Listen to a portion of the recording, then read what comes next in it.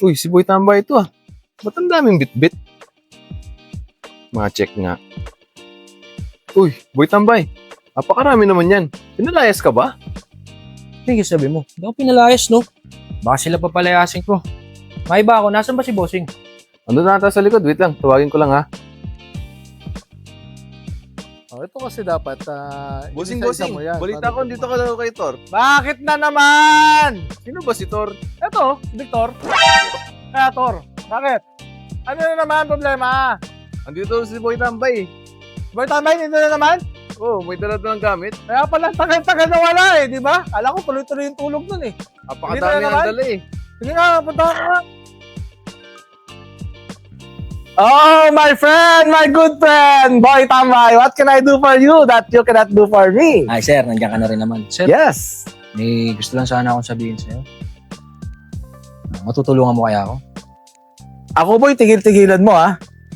Sa tipo ng mga gamit na dinala mo dito, mukhang pinalayas ka sa inyo eh. Di, Magkaibigan tayo. Kaya kita pakainin. Pero hindi ka naman pwedeng tumira dito, boy. May pamilya rin ako.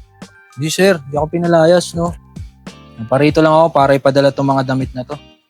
Ba't ano ba nangyari doon sa karir mo? Kala ko ba artista ka? Kala ko nga, tinuloy mo yung higa mo doon. Ang tagal kitang hindi nakita dito eh. Hindi, no, sir. Ayoko na maging artista, sir. Nakita mo, ang daming damit, di ba? Ayoko na kasi maging tambay, eh. Naglikom kasi ako ng maraming damit, sir. Sa mga kaibigan, sa mga tropa natin. Para sa mga nasalanta ng bagyo sa Pilipinas. Kaya pala sa tono ng pananalita mo, parang simpatsyang-simpatya ka dun sa nangyari. Ito ba yung sa nangyari sa Pilipinas, boy? Oo, sir, tama ka.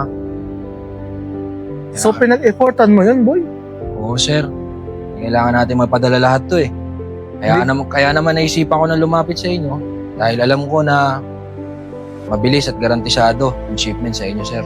Alam mo naman dito sa KN Express, basta mga kapwa natin Pilipino, lalo na ganito, yung gahanap sila ng mabilis na padalahan, eh sigurado naman makakarating na mabilis para sa kanila yan. Oo, sir. Saan madadalhin to, boy?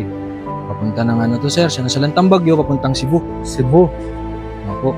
So makakaasa ka, makakarating doon ng mabilis yan. At alam ko naman na kailangan rin ng mga kababayan natin yan. Oo, ayoko na Pero silang- bilib ako sa'yo, boy. Iba yung thinking mo na ngayon.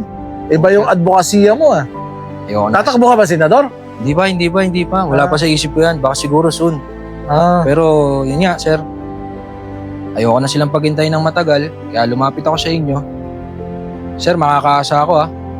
Sigurado makakaasa ka. At makakarating yan para dun sa mga kababayan nating nasalanta. Ng bagyo na nangyari noong nakaraang linggo. Tama. Pero binabati kita, boy, sa iyong magandang puso na pagtulong sa mga kababayan natin. Totoo Hindi yun, ko, hindi ko naisip yan. Kala ko nga wala kang isip eh. Pero naisip mo pala yun. Oo, ayoko na kasi maging tambay, sir, eh. Gusto ko na maging superhero. Superhero? Oo, ayaw kung tatawagin niyo man ako. Ako na lang si Good sa marketan, sir. Sa marketan? Oo, sige na, maiwan ko na kayo. Ililigtas pa ako.